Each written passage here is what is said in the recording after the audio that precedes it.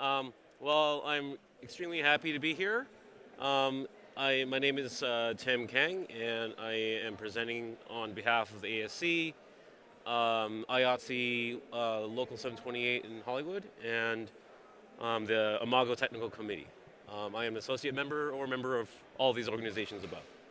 Um, so what I'm going to discuss right here is a topic that in the Lighting Committee in the ASC, we have done a lot of work to try to figure out what is white light so that all the manufacturers that make all the equipment that we use in this film business, in motion picture business, broadcast business, the stills photography business, etc., we are all using the same language when we discuss what white light actually is.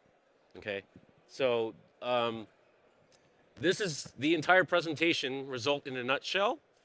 So if you get really bored, just remember this, and then you can go to sleep or leave and do whatever you want. So that's it. Presentation's almost done. um, so what I'm going to begin is ask the question that the question was asked to us within the lighting committee when we started, or one of the reasons why we founded the lighting committee is, what's white light? What is this? What are we trying to do here, right? So what I'm going to just show you are two versions of daylight, just perception-wise. This is what color to you? Does this look green, magenta, orange, blue, or white? Yes. Okay. You can say the word white, but because we all have our headphones, no one will care. They can't hear you, so you don't have to be shy. So please just say it, and I'll see your words come out of your mouth. And now this will be version number 2. Do you see a difference? I'm going to toggle back and forth. It's very, very subtle. But can you raise your hand if you see a difference between 1 and 2? Okay. So for number 1 and number 2, if I'll put them side by side, what does that difference look like to you? Does anyone have a microphone? Yeah. Anyone have? Yeah, you can go ahead and grab the microphone. Yeah. I would say it's a magenta shift. Yeah, it's a very, very, very, very slight magenta shift. So, but is it magenta shift from 1, or is 1 a green shift from number 2? Which one to you feels more like is true white? If you think it's 1, raise your hand. Okay, so, and if you think it's 2, raise your hand. Which is true white to you? So, I guess more people think number 1 is, right?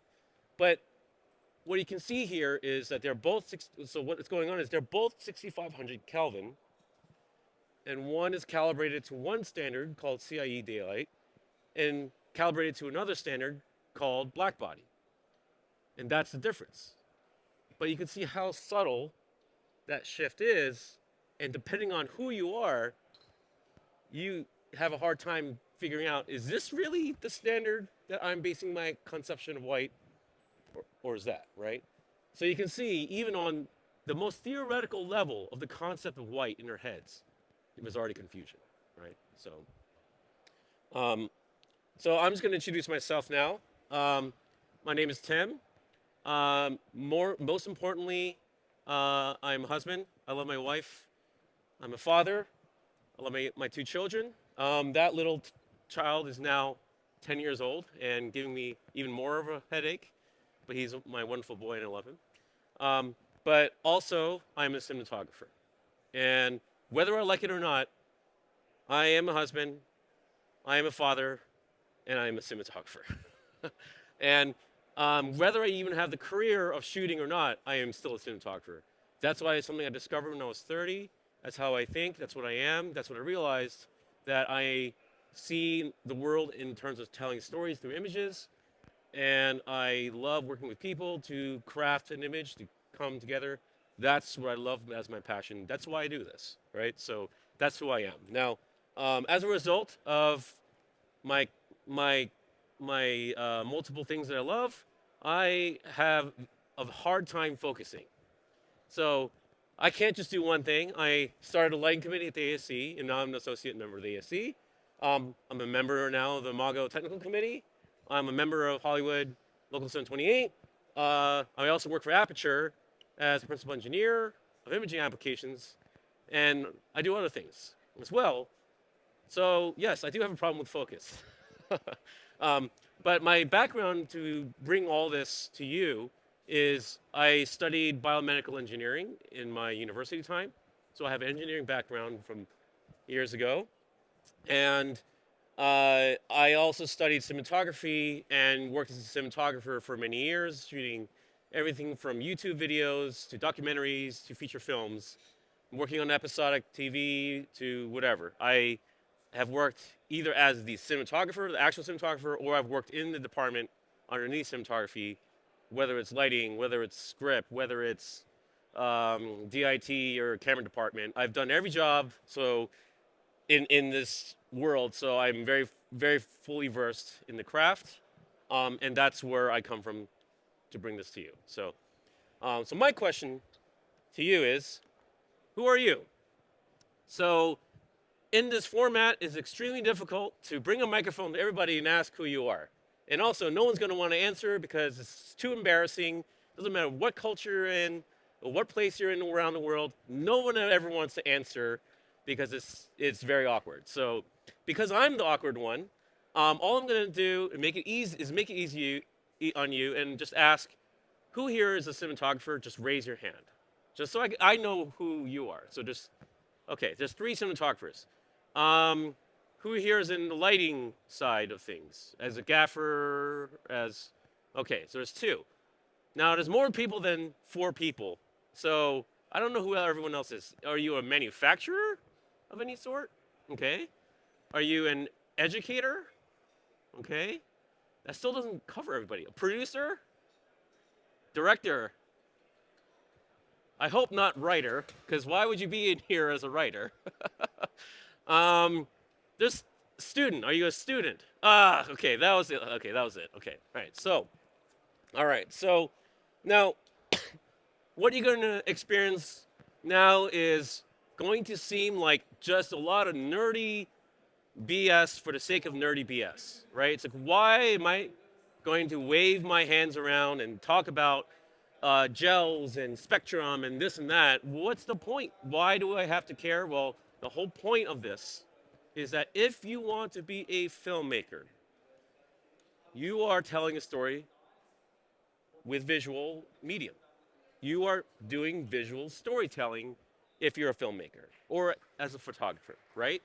If not, then you might have to reevaluate your life choices if you don't understand that, okay? No, but we are here, all of us, as filmmakers or as people involved with the creation of storytelling, is we're doing it visually. And therefore, you have to use equipment. And therefore, all the equipment needs to have some basis to talk to each other or to work effectively. So you therefore need technology. Whether you like it or not, you are beholden to technology, and that technology generates color, right? Even if it's the absence of color, there's still intensity levels, right? So there's still color technology. Now, when you don't know what's going on, or you don't understand the technology, then all of a sudden, when you're on set, you will discover that, wait a second, my visual storytelling must serve the technology because something's not working. Something is forcing my creative decision or what I'm trying to say because it doesn't do what I want because I don't understand the technology or something's breaking into the technology, right? That's the scenario we do not want. So the whole point of everything here is to say, let's figure out the technology, let's have the same language of the technology so that we could just tell the stories that we want the way that we want, right? So in a nutshell, the purpose is we are trying to make very specific design choices, okay? And each word means a whole lot. When you're telling a story, you're telling a specific thing in my frame translates into an emotion or story point or whatever, right? I must be specific, otherwise, uh, it's being specific against me, right? Um, so if I have a very specific thing, then the word design comes in. I have a purpose. I have a design. I have a reason that I'm choosing this specific color. Let's say that yellow, with that specific hex code of yellow on that helmet, that color of yellow means something in the context of the story, right? So that's design. But I could have chosen so many different iterations of that shade of yellow in order to fit into my narrative. So visual storytelling really as an activity consists of specific design choices. And so that is a point of understanding that we must standardize or understand the medium that we use to tell our story, right? In the case of here, the medium on the most basic level is white light. So why do we need agreement on defining white light? Anyone have an answer or thoughts, opinions? Again, I'm assuming no one's going to want to answer because it's too awkward, right? Yes. Yeah. But hopefully everything that you just saw, it should be obvious, right? We have to agree on what white light is because we have multiple devices, multiple scenarios, multiple types of light all around the world, environments, etc. We have to agree on our language that we use and what it actually means, right? So that's the point of the talk. So the key considerations for what the ASC MITC white point is are three. This is what the talk will be. We're going to discuss, number one, what is white light on a very clear technical definition. Number two, which type of white light do we need? And that is the type that cameras expect. What kind of white light is used to define a camera color response, right? What do manufacturers use? And then third, it will become more obvious, but we have to also determine, see, we tend to know the obvious of sunset versus in morning time, but do we also think about the light in the forest or light in the field, right? What color will the light be in the forest? It will be not just orange or blue, it'll be the color of the leaves, which is green. Someone said green, thank you. Right? You'll have some sort of bias, and that's tint, okay? So you have some sort of green and magenta, or the opposite of green is magenta. You have some other dimension of white light, right? And that's tint, and we're gonna have to define that as well. So, so let's think about the term. It's the first topic. What is white light? Now, up until this point in history, typical filmmakers and photographers pretty much understand white light as what you see up here, okay? On the most basic level, before you go into photography, you just think light is light. And then the next level of sophistication that you learn is, this light is maybe a little bit more orange, and this other light is maybe a little more blue, right? And, well, let me think about it. What's creating my orange light? It's a fire. It's a candle, right? So it's warmer because a hot, fire is warm, right? And if I go outside in the shade, in the deep shade with of a building, and it's the winter time, so the sun is up, but it's blocking the light. All I see is sky. What color is the color of the sky? Blue, right? And is it warm or is it colder? Colder. So we graduate from the terms of orange and blue to maybe warmer and cooler as our technical terms. And then we take the step further and say, oh, well, maybe we use the term of technology, of temperature, and say the actual temperature of the thing generating the light. Now, the actual temperature of a candle burning is 2,000 kelvins, right? Kelvin. It's Kelvins? Um, so you start saying Kelvin is the descriptor to describe this dimension of warm and cool, right? Then you get more advanced and you get working with the technology and say, I would need to filter the light on the window to have a certain gel to be cooler for my camera. So I'll use a CTP gel. Or the other way, I want it to look warmer of the light coming in, I'll use a CTO gel, right? And you start creating a sense of all the technology and all the stuff that we understand of white light to be, but it's still, all these descriptions are based off of one thing, and that's our perception of it. And that's a problem. Because then, here's the thing. Color is, color is a psychological concept in response to physics, okay? This is an actual, the world of color science, the concept of color science is actually a field of psychology. And it's a subset of the field of psychology called psychophysics. So it doesn't mean, well, it's something that does mean, because we all are crazy in this field.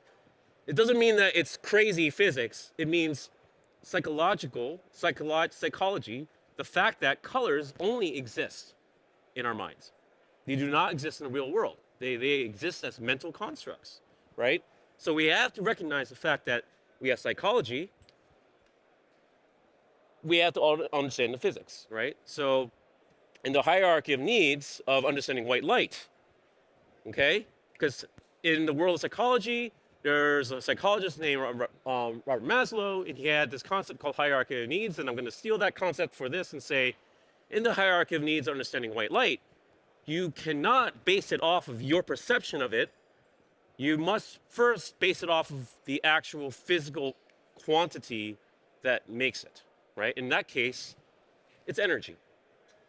And the study of energy or radiation is called radiometry, right? I'm metering or I'm measuring energy, right?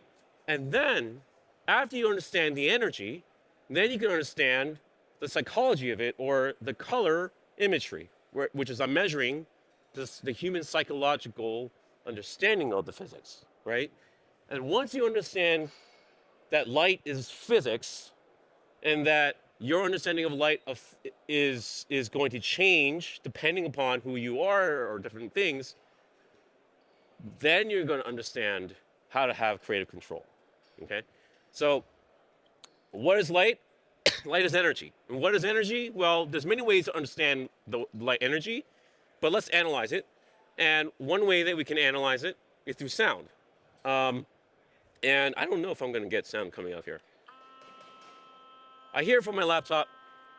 Okay, you can hear it. Okay, wait. If I go closer. There, now you can hear it. Yeah, okay. So this is the spectrum of energy of a trumpet playing in the middle of C. And what that means is that you have lower frequency tones and higher frequency tones.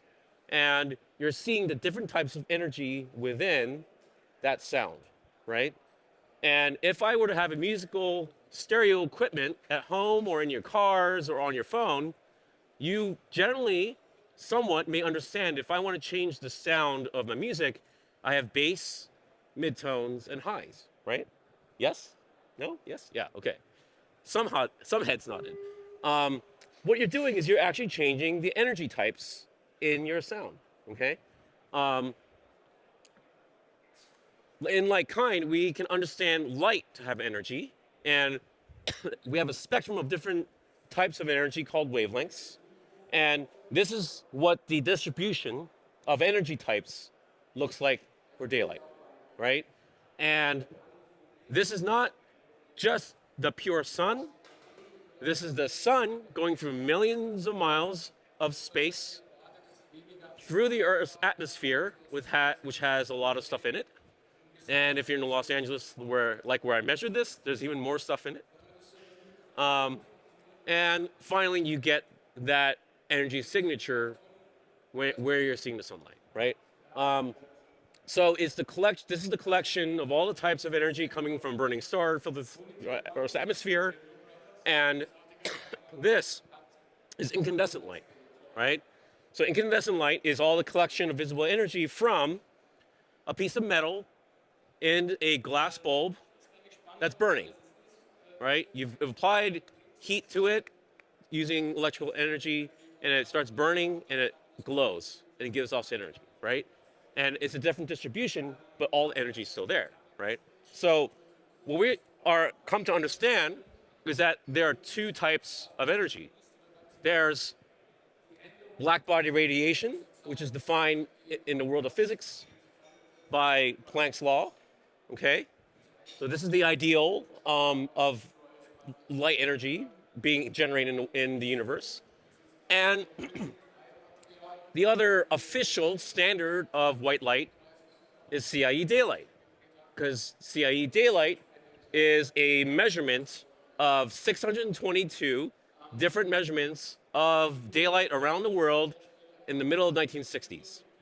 And these scientists measured all this data, and they correlated, did all the stuff to understand the pure essence of what it is, so that I could basically understand and create a standard of what the average daylight is around the world, all right? So the way that black body radiation works is I have an input temperature, and I put it into an equation, and the equation spits out the ideal spectrum, right?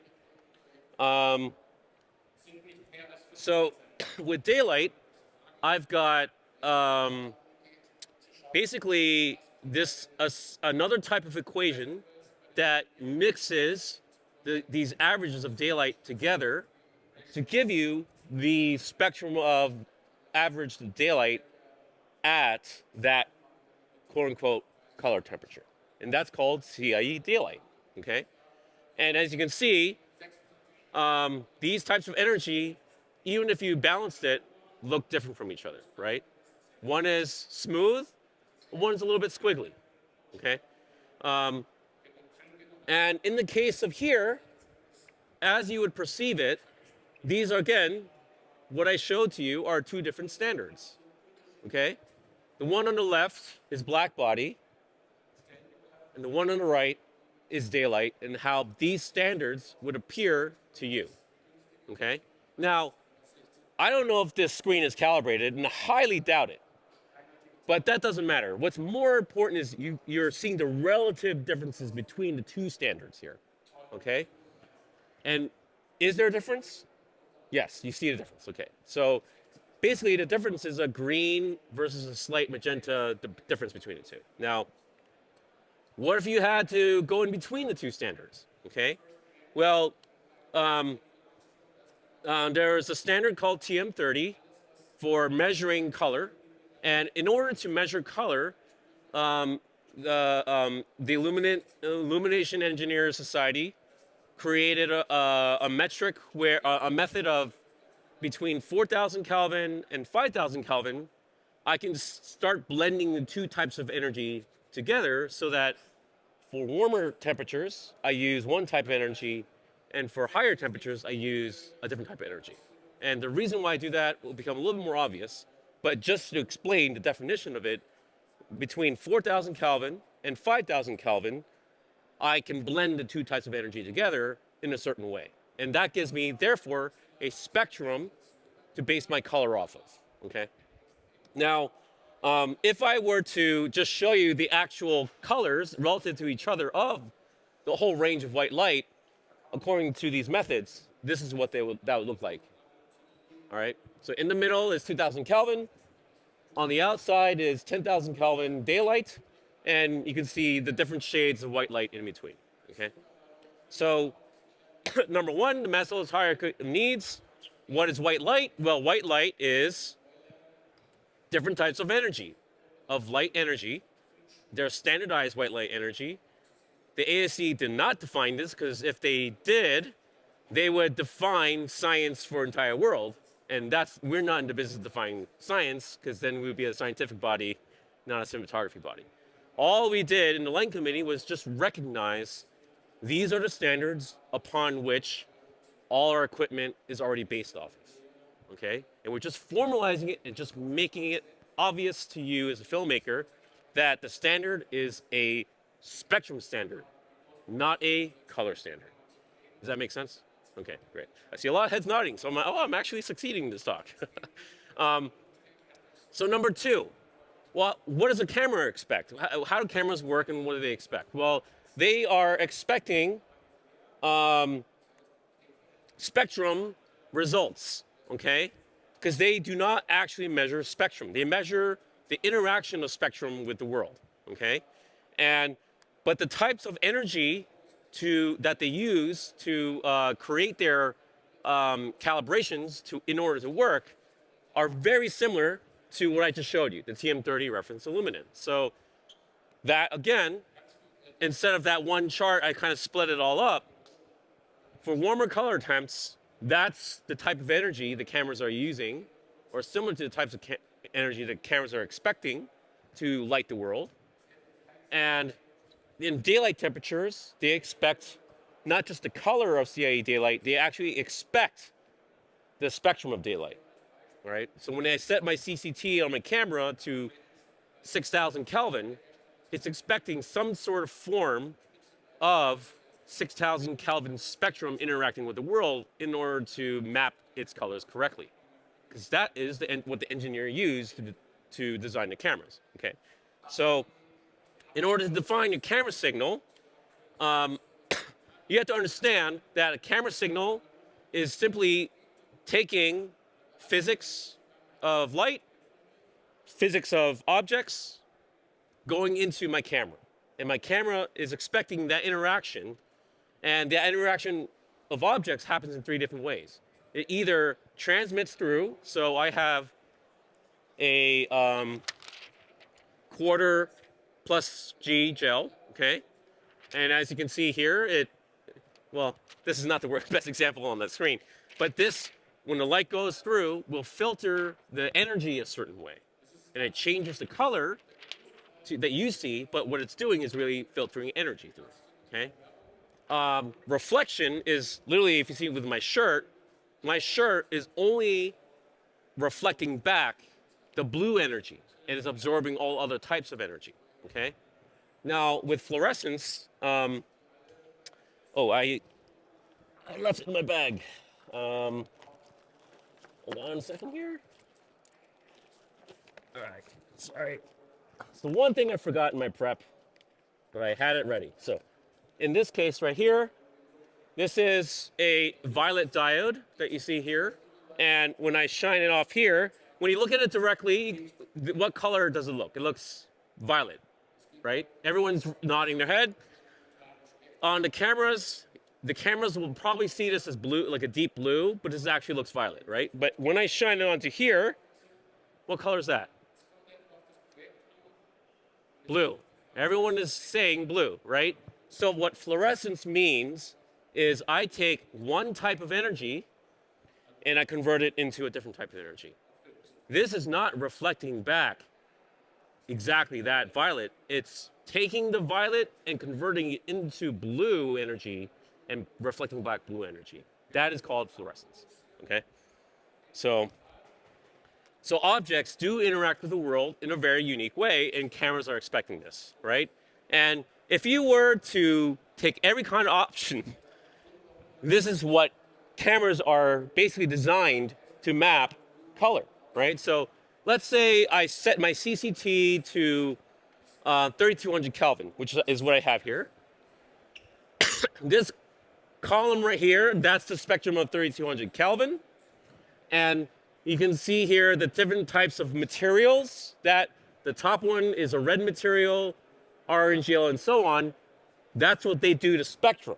So when I have a red object or yellow object or whatever, interacting with the energy of 3200 Kelvin, these different types of energy signatures that you see in that column are what a camera expects in order to get its color charts and faces and everything to work correctly. And again, when I'm talking about camera, I'm talking about also film as well, film sensors as well, okay? So what is tint?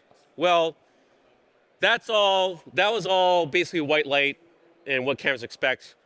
But what in the world is this concept of tint? Well, Julian, can you show me, just grab me that gel, please? Okay. By the way, this is Julian, my assistant. Please give him a round of applause. Thank you. This is, oh, yes, here. More easy, right? This is what color? Green, good. This is not hard, right? It should not be hard. What color is this? Magenta, right? In the lighting business, we call this plus green, and we call this not plus magenta, we call this minus green. Now, why? I don't want to get into it. It's just tradition, really. It's a matter of perspective, but just accept the reality of history that we call this plus green and minus green, right? So when we're defining white light, how do you define it in terms of the tools that we use for 100 years, okay? That's the question that we set out to figure out. So we've got different types of companies making these, and but if you look at the actual gel swatches, they all say that they base their standards off of this.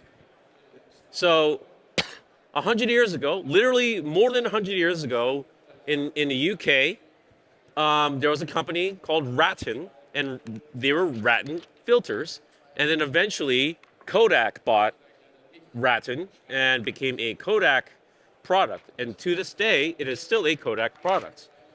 So the trade name is called Rattan, but it's also just become, because it's been 100, at this point, 120 years, more, actually 130 years, it is the standard in the sense of this is the convention, that plus green is supposedly CC30G, the filter CC30G, or color compensating 30G, and minus green is supposedly CC30 magenta.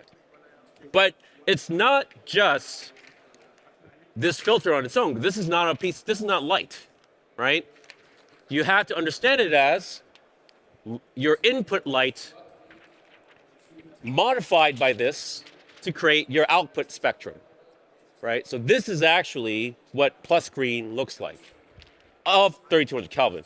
And if you take it to the nth degree, and I graphed it all out because I'm an uber nerd, this is what I do. This scale called DUV is just a measurement of plus minus green. And if you did just straight what they say they're doing, you'll see a problem here. What's the problem here is that the degree of CC30G does not match the color shift of CC30M. And I thought that was weird. So I measured the actual plus and minus green gels, and then I combined it and computed it with the different standards and found they actually do this. So it's not actually CC30 green because it matches CC30M in terms of main intensity once you get to daylight, okay? And what I did was I computed the spectrum of the gel that would do that in an ideal Rattan basis, and that's CC36 green. Who knew, right? But that then becomes now a computed value based off of the existing standards. So the ASC MITC plus minus green, I'm very nervous to say the word definition because we're not a standards body. We're just doing the nerdy works. SMT is a standards body. Other folks are. But we just took what the standards existed, specifications existed, and calculated out the inevitable thing. CC30, this is the gel for CC36, our filter, and this is the filter for CC30M, okay? And so here's a practical example, okay? And I'm gonna toggle over here. Much time? Oh, I've got 10 minutes, great, cool. I'm actually doing okay. So what color temperature is that? That's a tungsten light, so anybody? 32, yes, 3200 Kelvin. And just to prove the point, I will meter it. Okay. And close, it's 3300. 3300 Kelvin. Wow, okay. All right. Now, here's the thing, Julian, can you now add on the plus screen gel?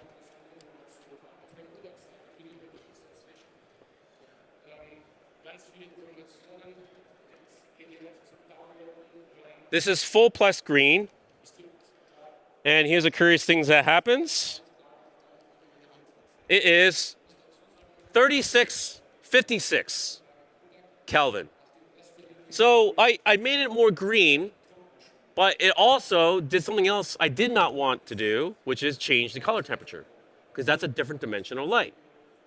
And that's the unfortunate reality of working with plus and minus green gels. Now, can you now switch for the magenta? Okay.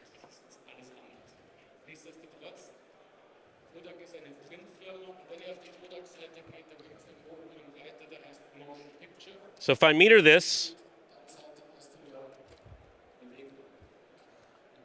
this says 2371 Kelvin. So it is not a small shift from 3200 Kelvin. It should still be 3200 Kelvin. So we have a problem here, right? And the problem is what you just saw, is that, and I graphed it out again because again I'm a nerd. You can see how much of an average color shift you get from applying the ideal CC36 green gel to the entire Kelvin range. So let's say if I'm at 3200 Kelvin, it's going to cool it off by maybe 300 to 450 degrees Kelvin, right? And but if I'm using at the same color temperature, magenta, it cools it off by almost 1,000 Kelvin, right? And we just proved that, right? So, because it was 32 and it was 33 and now it's 23. So, what do we do, right? Do we want to model this? Yes or no? No, okay. So this is what these color shifts are, and the real behavior that you want is on the top left if you graph out all the colors. I'm not gonna get into the weeds of this graph because I don't want to lose you as an audience. I just want to let you know that I was serious and I did the work. And that's what it should be. But if you see, let's say at 3200 Kelvin gels, look what happens to the plus and minus green gel at 3200 Kelvin. They go way off into the deep end. And let's say in daylight here, it also still goes off way off in the deep end, okay? So that perception of it, this is the real thing, and this is what I'm proposing is if you maintain plus minus green, it should look like that, right? So this is before, and this is after, right? Now, the question then is, well, how is that relevant? Is that real? Well, yes, it's not that hard because can you put the plus green gel?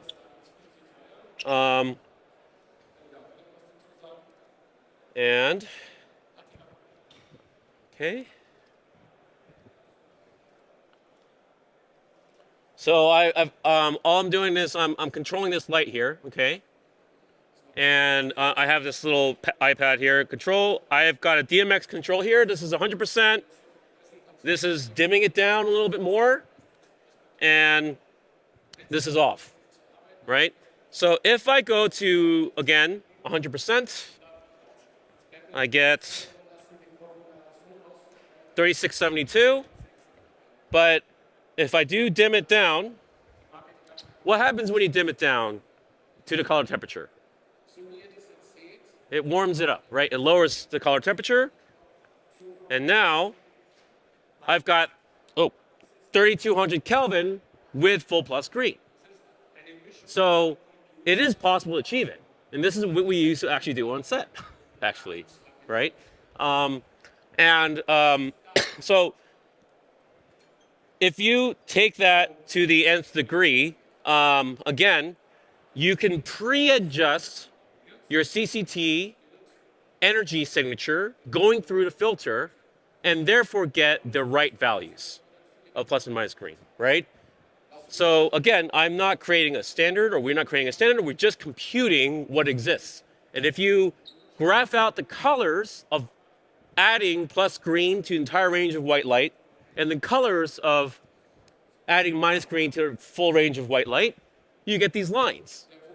And all you gotta do is look at the lines that maintain color temperature, find where they meet, and say that limit, that full amount is full plus green at 5600 Kelvin.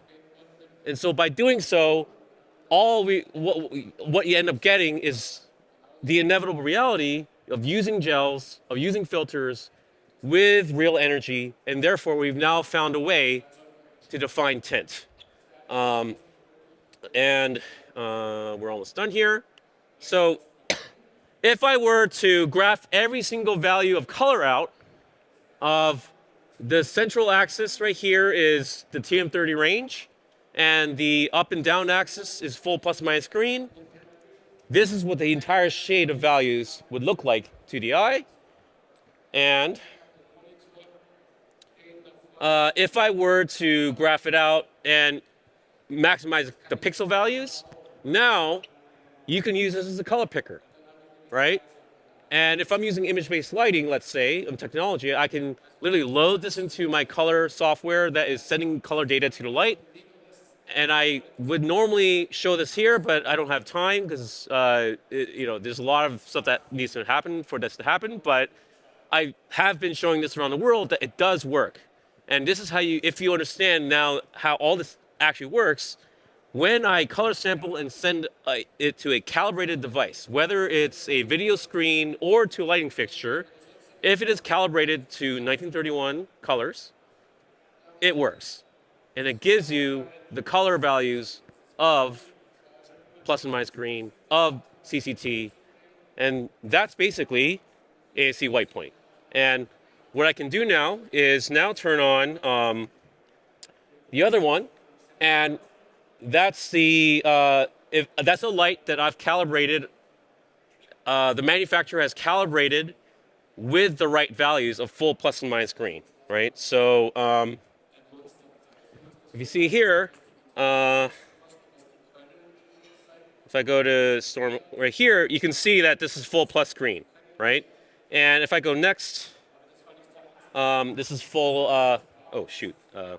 This is full minus green. And if I wanted to have it actually match real 3200 Kelvin, this is real 3200 Kelvin plus green without the weird color shift. And these are the different degrees going down to half. This is quarter. This is eighth. And now that's clean. And if I want to go magenta, this is full. This is half. This is a quarter. This is eighth. And then again, back to 3200 Kelvin. That's the point of this, is as a creative technician, and if I calibrate my lighting fixture as a manufacturer to what I just showed to you, it just starts working exactly like what the gels did in real life. So you have older, technicians that know the physical reality of gels. You have younger technicians that don't understand anything because they're younger, and yet they want to. They're not dumb, they just don't have the experience, right? They want to understand it. This is the way you can bridge the gap between generations and work with real physical materials, so it's grounded in reality. That's the point of ASC white point. And that is how we defined it, or rather that's how we discovered what's being used. And you can see now the utility of having ASC white point. Now the goal I'm hoping is that all the lighting manufacturers in business start employing these controls in their lights, because it's really simple. Again, it's just a lookup table of values, of color values. They just need to program all this into their lights, and then ultimately, you can now have software and cameras and post-production software, etc., all using the same exact values for white point of CCT and plus minus green, right? So that's the talk. I went over by a minute. I apologize. But if you have any other questions, that's my email address up there. Feel free to ask me after I'm done cleaning up. So, thank you.